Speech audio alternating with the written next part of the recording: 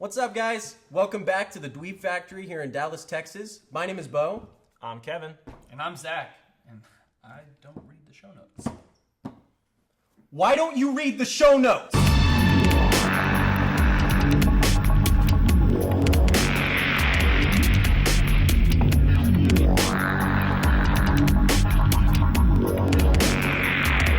What's up, guys? Welcome back to the Dweeb Factory here in Dallas, Texas. My name is Bo.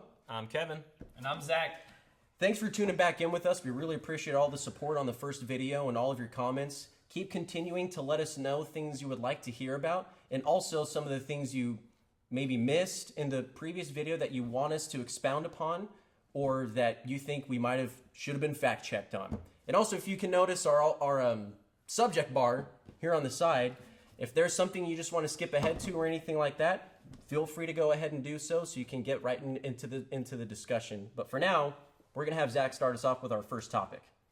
First topic is the new Vacation movie. So this is not a reboot, but almost a modern-day continuation of the old National Lampoon Vacation movies with Chevy Chase. The plot reads as Rusty Griswold takes his own family on a road trip to Wally World in order to spice things up with his wife and reconnect with his sons. We all watched the trailer. Bo, what were your first impressions of the trailer and this new iteration of Vacation? I love how it's essentially the same thing, the same plot line, but better. And they say that in the trailer. No, it's going to be better. You don't need to watch the old ones. You don't need to watch the old ones. It's just better. I think that's awesome. I do like old Chevy Chase. I'm a huge Community fan, so he was a great character in that. But Ed Helms, I think he's going to bring a lot of humor to this and probably a new look. I'm really excited for it. This is a kind of a personal topic for me. Yeah. My dad actually had an opportunity to invest in this movie several years ago when it was a very basic script and it was like Rusty is going to be the lead. They were trying to get Johnny Galecki back from Big Bang Theory back as Rusty, and the script was totally different. And he had several opportunities at the time in several films, and he passed on it. So I'm really fond. I want to see it with my dad just to see him kick himself as he watches the new movie, because this trailer was great. Oh yeah, how many times did it was crack awesome. up watching it? There were so many, like Ed Helms was. I think he brought in Chevy Chase, like a little bit of mannerisms, everything like that. But I think we all felt the humor is very modern. Yeah, the humor is modern, but I love the one of the biggest things for me was how it kind of meshes with that humor from then. Not to say our humor's changed. Right. I kind of feel like it has, but I just kind of like how there's that same feel in there. And I think that's great. I think it's awesome because it appeals to more people, you know? Exactly. One of the other biggest news stories, which I'm sure a lot of our fans are excited about, one of my good friends, John Curiel, is one of the biggest Superman fans in the world, who's actually one of our biggest followers. So I wanted to touch upon this. It's actually the Batman versus Superman plot that was actually officially released. Yeah. I'll go ahead and read from it. Yeah. Fearing the actions of a godlike superhero left unchecked, Gotham City's own formidable, forceful vigilante takes on Metropolis's most revered modern-day savior, while the world wrestles with the sort of hero it really needs. And with Batman and Superman at war with one another, a new threat quickly arises, putting mankind in a greater danger than it's ever known before. Kevin, from that synopsis, nothing else on the movie, we're just judging synopsis. What are your quick thoughts on that? Can we really even call Superman a savior after Man of Steel? I mean, Metropolis essentially gets leveled. Depends on your definition of the savior. You know what I mean? Well, that's a very I feel like it's a lesser of two evils from a public standpoint, from the citizen standpoint. That's a lesser of two evils thing, which it's still evil. He saved us from his baggage that he brought here to Earth, which to touch upon a little bit of the trailer, we saw that. But Kevin, what do you think about that last half of the part, which kind of troubles me? A new threat that quickly arises. I mean, obviously, with the whole dawn of justice, we know where this is leading to. Something has to unify them in the end, and I mean, a greater threat is really the only thing that could cause them to join forces. Yeah. Well, it was the same thing in Avengers. Yep. Bo, as a reader of The Dark Knight Returns, which we know this is heavily based upon, how much now, with a synopsis like this, do you think it's really going to be based upon? Do you think we're being hooked as fans to make it believe it is? Here's something I'm afraid of. First off, it deters greatly from the book because the whole Superman being the ultimate bad guy in this, the one who really messed things up, is actually not what the book was all about. But and that's another topic for another time. But I don't want it to be from that discussion. It's like the whole trailer is based upon Batman and Superman duking it out, right? It's going to be Batman and Superman punching each other in the face, and it's going to be great. He's got the cool suit. He's got the voice thing, do you bleed kind of thing. And I don't want it to be something where that all happens halfway into the movie, and now there's a new guy. And that kind of takes away from the Batman v Superman thing. Or it's going to be one of those things where at the end, where Thanos, at the end of Age of Ultron, Thanos comes in, and he grabs, one of the gauntlets, and he's just like, fine, I'll take care of it myself. So it might be something like that, but I don't know who's going to come in at the end as the greater threat. We've all heard Doomsday. I hope it's not. I think he deserves I think his own movie. that's maybe even too early on. Darkseid, but that might be too early as well. Actually, Yeah. from what I've heard, is Darkseid is actually too closely based on Thanos, so they don't want to do it. Yeah, But it's personally, too for much of me, a parallel. I think we can all agree here. We are going to be the first ones sitting in the seats watching the movie. We want it to be good. Yep. John Kirill will probably be sitting on my lap with a Superman cape as he watches it. But another big topic that released, and this is a little bit of movie with anime, but I believe this is such a big influence in anime that it really translates into movies, the new Akira movie. The plot reads from the original Akira movie in 1988 reads, which will be loosely based on a secret military project endangers Neo-Tokyo when it turns a biker gang member into a rampaging psychotic psychopath that only 2 kids and a group of psychics can stop. Which Bo's laughing because you've never seen Akira yet, right? That just sounds like every other 80s and early 90s movie plot. Well, But Akira it kinda debuted in does. '88, so But seeing No, I Akira's know, got a but lot of the influence it from does. that. But I just think it's funny, just because it's a great plot line. Premise rather. It's a great premise, So there's a lot you can go with that. But seeing do. Akira, Kevin, just let's talk about the live action aspect. And 2, the showrunner for Daredevil, which we all loved here. Yeah. He's going to be writing the script for the new movie. That's really the news here. What do you feel about a live action Akira? I mean, it excites me a lot. Like you said, the showrunner for Daredevil, and we know that there were some great cinematic moments in that show. If we look at like Tron and some other things that they brought into the new age with the light cycles, I mean, if they have that same kind of action with the motorcycles that they have in Akira, man, it's going to be epic. I'm excited for Akira. I'm a huge anime fan. I actually only watched it last year, bought it on Blu-ray, and the most amazing thing for me is 100% hand-drawn, and it's such a cinematic movie. Yeah. They could really screw this up, but as a purist, I hope they really don't. I hope they really go forward. Let's move into TV, guys, because there's been some good TV news here recently. Yeah. Let's stay on the topic of Daredevil, and the Punisher. yeah, Yes. the Netflix cinematic universe, which has started off great. So, John, I'm going to get murdered. Bernthal. Bernthal has been cast as the Punisher in the new Daredevil 2. And then obviously we know Iron Fist, Luke Cage is going to be incorporated there over time. Right. Yeah. We saw those Easter eggs inside Daredevil. But pure casting, just keep it short and sweet. The pure casting. Bo, how do you like the casting of Punisher? Did you watch Walking Dead? First 2 seasons? Yes, I did. Did you watch a lot of all of that? I didn't get to watch all of it, but I So- got a good sample. Well, John Bernthal, if you've seen the first 2 seasons of The Walking Dead, which he's in, Yep. he starts out you get to see a pretty cool dynamic from him, which is why I'm excited for him to be Punisher, because you get to see him be like the supportive, awesome guy, and then you get to see him also be a jerk. Yeah. So you do get a lot of the you can see how he's dynamic, and so it's not one of those things where I think he's a one-sided actor. I'm really excited for him to be Punisher, because, I mean, did you see the last Punisher movies? Don't ask me. I'm a fanboy. I love Ray Stevenson.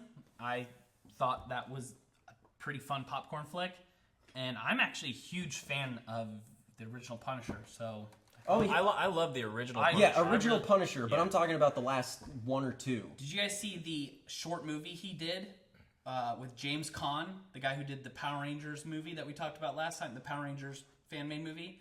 It's called Dirty Laundry. If you guys have not seen Dirty Laundry Punisher on YouTube, it's actually the Punisher movie we all wanted.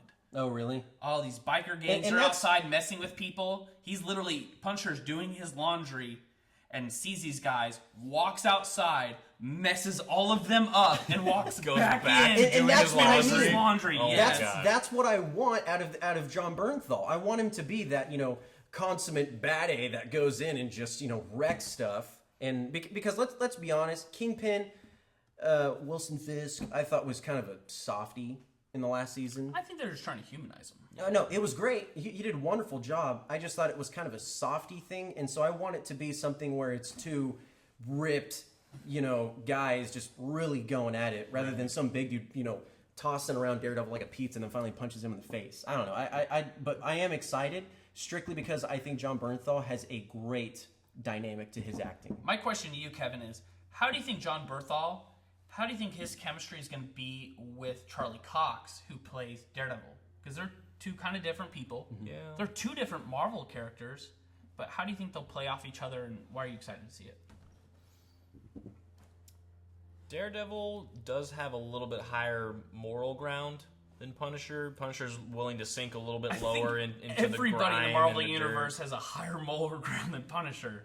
Fair enough. But honestly, my biggest question is not how they're gonna play together in the series. I honestly am really, really confident that they're gonna pull it off well.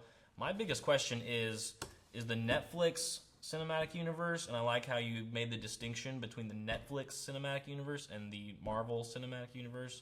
Is that is this actually going to carry into the cinematic universe, and are we going to see this same Punisher in Civil War and future movies, or are we going to get what we really want and see Tom Hardy take on the role that he really wants to play? Just to finish up the topic, yeah, Tom Hardy's out. Sorry, guys. As much as we would all... Guys, how many times have we seen an actor throw out something, say, I would love to play this role? Every actor would love to play every awesome major role. They're just trying to put it out there in the ether so fans talk about it. How many times have we seen fans push actors to make a role and it happens? Donald Glover, Spider-Man. And he even jokes about that in his stand-up. But I think you're right. It has been confirmed that in Infinity Wars, Avengers, the last Avengers movie that's going to happen, yes, the Netflix Defenders will make an appearance in the Avengers. Now, a discussion for a connected Marvel universe. Kevin, that's one video I'm really excited to get into for us. I think that should be a great battle topic. We talked about in our last video whether it's going to be called Black Eyes. I'm really excited for that. Our battle videos, they're going to be hot debates that we really get into. But the one movie I really want to talk about, or actually show that's coming up, is called 7 Days in Hell. It's an HBO special with Andy Samberg and Kit Harington. It's a fictional documentary style exposed on the rivalry between two tennis stars who battle it out in 2004 match that lasted 7 days with an epic mullet.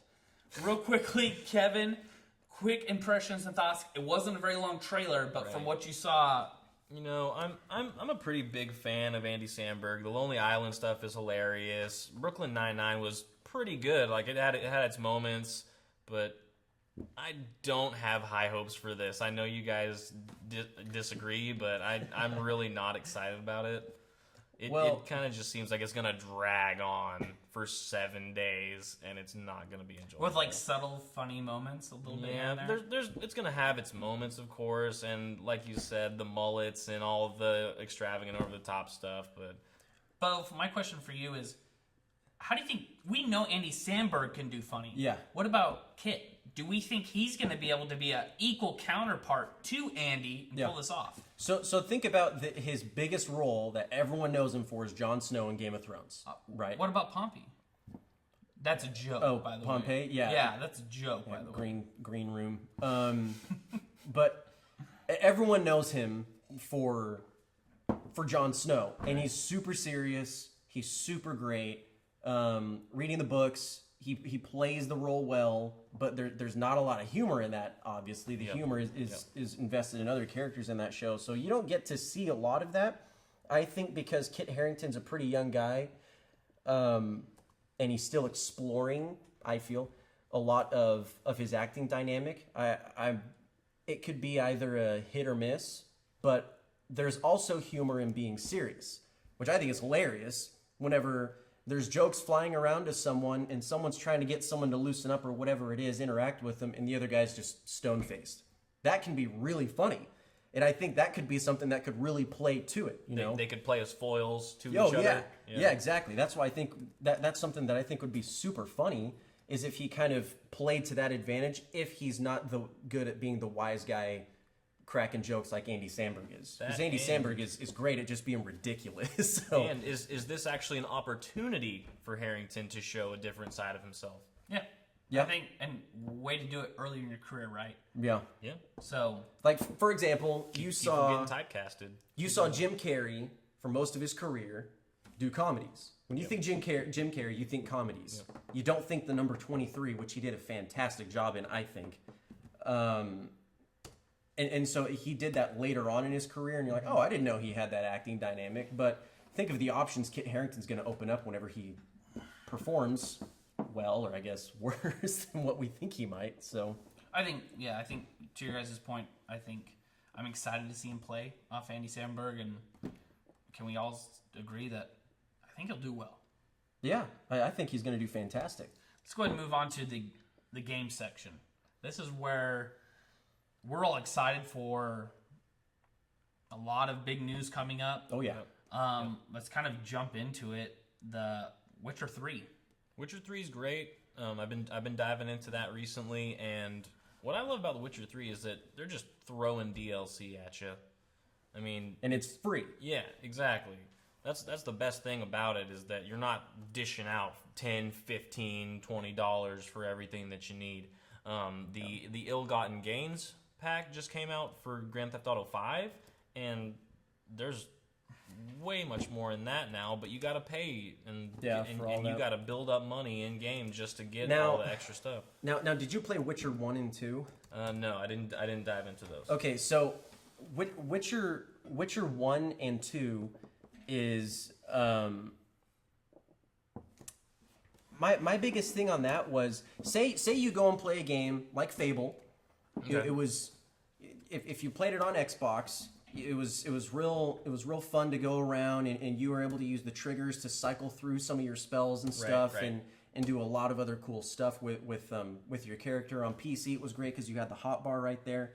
But the way you controlled everything and the way gameplay was awesome, because you could choose to be strictly melee, to mix everything, to be magic, to be ranged, to hit a guy with an arrow and then pull out your axe or whatever. In Witcher, I noticed it especially in Witcher 2, you were really forced to play the game the way they wanted you to, which I didn't like. Will you buy it though?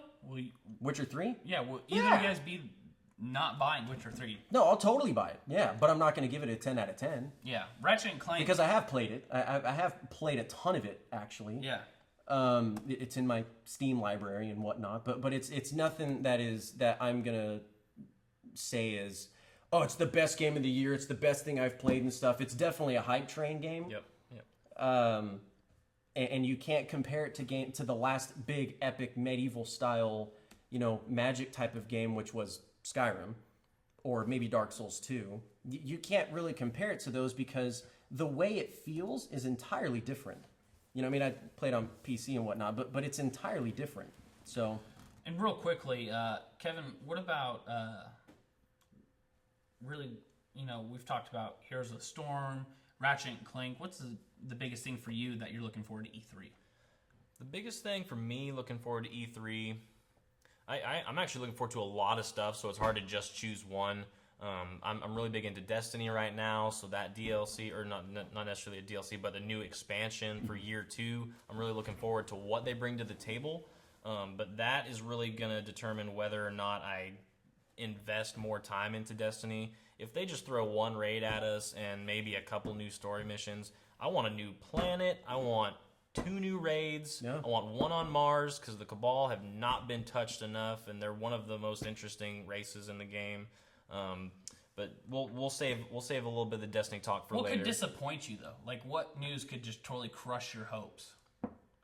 Because let's all agree, all these conventions and these news comes out, it either makes us or breaks us as fans, right? So real quickly, what do you think could come out that does, like, for example, when I go to Comic-Con and I don't see a trailer or a certain piece of news released, for you, what do you think could just totally just unexcite you for E3?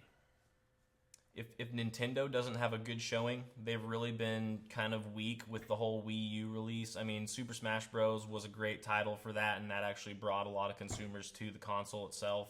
But I heard that they're not going to show any new Legend of Zelda when they showed that teaser last year, and that's going to be a big letdown. If they don't have a big blockbuster title coming out of Nintendo, that could honestly kill them in the console race.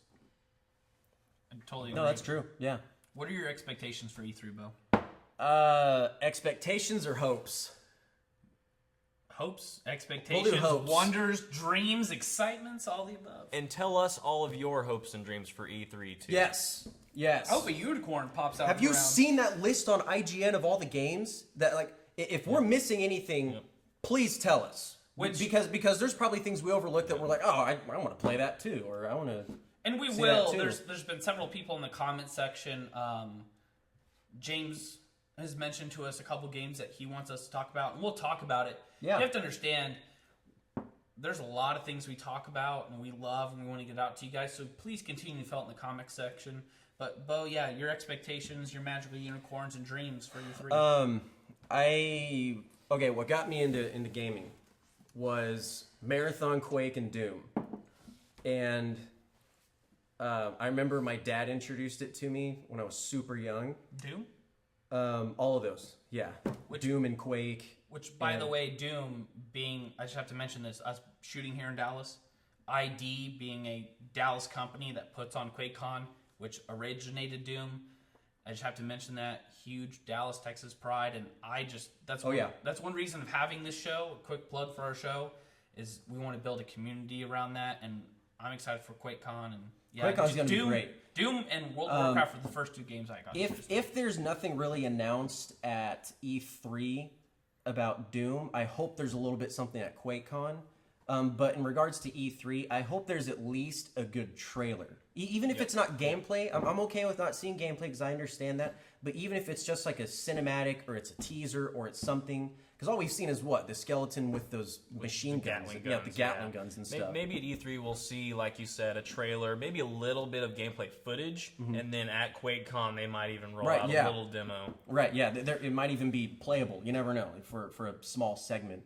I'm excited for that because I love Doom. That's just one of the original things that got me into PC gaming. The biggest thing is probably going to see... Because let's be straight up, Sony's been destroying Microsoft. Yep. Have you seen sales? It's insane.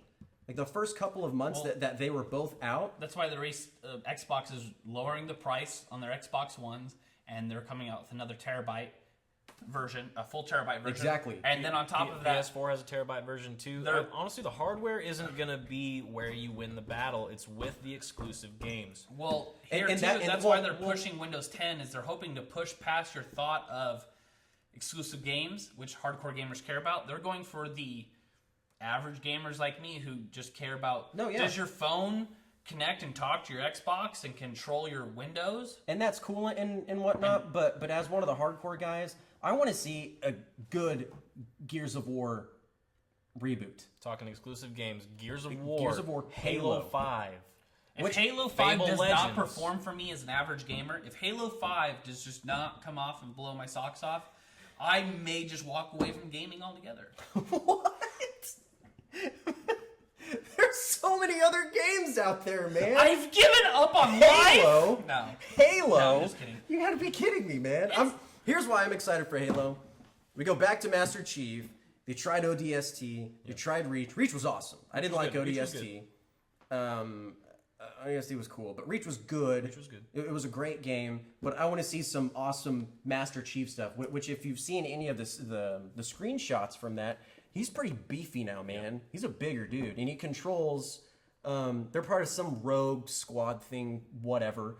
And there's some other playable characters in there that it's all different voice acting, different HUDs for everything, which is cool, different types of classes. And that's what I'm excited about, something led by Master Chief, because the whole reason people got into Halo was just because Master Chief was ultimate dude. Yeah. Oh, for me, the multiplayer was actually the multiplayer interaction. Just it was a big map game where that's true. That was one of the first. Was a lot of fun. Halo 1, that was it for me.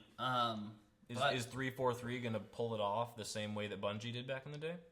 That's really the biggest question. It's almost the same thing as movies. When a movie continues on with a different director, different actors, is it going to be the same we've seen in the past? Sometimes it does, and does pull off, but we don't know here. For me, the biggest sequel and story continuation I'm really excited about as we jump into the comics and anime section of our show is the new Dragon Ball Z movie. No laughs. It's a continuation of Dragon Ball Z Battle of the Gods. Yep. Which was great. Really? I'm a hardcore Dragon Ball Z fan, and I moderately loved it. I liked it. Oh. I liked it a lot.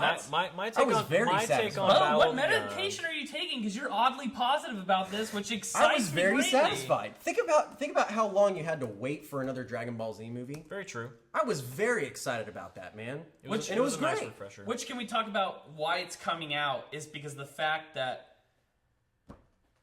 the original creator hated the live action movie so much and hated Dragon Ball GT and was like, he had to redeem the series. Let me show you how this is done, and I do agree. Dragon Ball Battle of the Gods, or Dragon Ball Z Battle of the Gods, was a step in the right direction. From what I've heard, Dragon Ball Z Resurrection F is going to be a huge step in the right direction. Corey Toriyama is directly over it, and here we go. With the powers in absence of their leader, the remnants of Frieza's army, which is the biggest Dragon Ball Z villain of all time, maybe one of the best anime villains of all time. Frieza's army is led by an alien named Sorbut, who decides to receive their master and set off to destroy the Earth. They're convinced by Emperor Pilaf to collect all the Dragon Balls and summon Shenron so they can summon Frieza back. Okay, but enough reading off the laptop. But toss this my way, because I actually watched these movies. But this is all talked about in the trailer. We've seen the Japanese footage, and now we've seen the American footage. For you, what does it mean to bring Frieza back? They could bring anybody back, but what does it mean to bring Frieza back? And to give him a new transformation, that gold transformation that we've seen. Well, for some reason, Frieza and his brother Cooler just never seem to actually die for once. We've already seen Frieza come back as a cyborg, been put back together, and now he's coming back again with the didn't golden Trunks slice Frieza. him up also? Yeah, just right down the middle. Actually, him and Agent Coulson are friends, and they took some notes on never how to die ever in a series. Simple line of But dialogue. I like that they're bringing it back. For the whatever device. I like that they're bringing back Frieza because he is a very iconic character. Very iconic. He's really the main bad guy. I mean, other than Vegeta, because I mean he joins and he's a good guy throughout the rest of Dragon Ball Z. He's an anti-hero. Exactly. But Frieza's really that first evil dude that Goku really has to step it up to defeat. And where we look at Battle of the Gods, they threw in a lot of the Emperor Pilaf stuff. It was really a throwback to Dragon Ball, the original series. Yeah. A lot of the humor was too. Exactly. Yeah. Even Beerus, the god of destruction. How funny was it? He's like being upset about so his nonchalant. his sushi Pudding. and this pudding. But it was good. It was good. What I hope is that where Battle of the Gods threw it back to Dragon Ball and kind of refreshed our appetite for the Dragon Ball universe, I really hope that Resurrection of F brings back the Dragon Ball Z feel as opposed to the Dragon Ball feel. With Krillin and Gohan face down all the time? Little Freeze is here! I know. Actually, no, we've actually seen, which a lot of hardcore Dragon Ball Z Destructo Disc? That's all I can For do once. right now. Yeah. Is Krillin gonna have to die again for us to see Goku step it up? No, which we've seen, actually, great point, Kevin. We've actually seen through a lot of leaked footage and DLC characters through Dragon Ball Z Xenoverse that there is another evolution within the Super Saiyan mythos. Oh, nice. Yep. Beerus has been training them, which you can see in the trailers that they have Beerus' symbol. Yeah. Yep. Him and Vegeta do. And this is actually the thing that I love, is that now Goku and Vegeta are close to the same level. Yep. I'm a huge Vegeta fan, and it really just kind of ticked me off is that no matter what he did, is that he was always 10 steps behind. He doesn't necessarily deserve it. I believe that Goku is a pure character and this and that, but I'm excited to see the new transformation, which we've seen with the blue hair. Yep. This guys at Screw Attack, which you guys seen that video, Yeah. Batman or Superman versus Goku. Yep. Yeah. They're kicking themselves right now, just saying, we got to do another video because there's like another power level. Which, by the way, the guys at Screw Attack, if you guys do not watch them, please do. They do amazing death battle videos, which I watch every little minute I get in my life. They're really great. Iron Man versus Lex Luthor, tons of fun. They're actually also based here in Dallas, Texas. But Bo, as a non-hardcore Dragon Ball Z fan, will you be at the theater with me and Kevin to watch this? Yeah, that's a nostalgic bag of awesomeness right there. Real quickly, guys, we know that you guys have been in the comment section talking about things like Planet Hulk, Gotham. We appreciate your support. We're gonna Dota 2 is one that we've seen. We're gonna get on these topics as soon as possible. We really want to research them and give you guys our best opinion. But that's all that I have for today. Is there anything else that you wanted to cover? Maybe from your experience at A-Kon or coming up stuff at E3? I'd really like to touch a little bit more on E3. I really want to hear what our fans have to say and what they really want to see at E3. Hopefully when this video launches Monday, close to then, because E3 starts on Tuesday right after that, so we're just going to be jumping right into all that stuff. What do you guys really want to see, even if it's not expected to be there? What are you hoping to see? We got a lot of great things coming up, like Uncharted 4, like we said earlier, Halo. Gears of we War. got Gears of War, the Fable Legends, maybe even a Kingdom Hearts 3 teaser. Battleborn looks great. Same guys that did a Borderlands. Ratchet and Clank remake. But we're really excited. Comment The list below. goes on and on. Just Yeah. let us know what you guys want to see and what you're really excited about. And also, follow us on Twitter, @Dweeb Factory. Like us on Facebook. Just search Dweeb Factory and we'll pop right up. Please voice your opinions about everything that has gone on in the show. Please let us know if we're addressing the things that you want to hear about, because that's the main thing.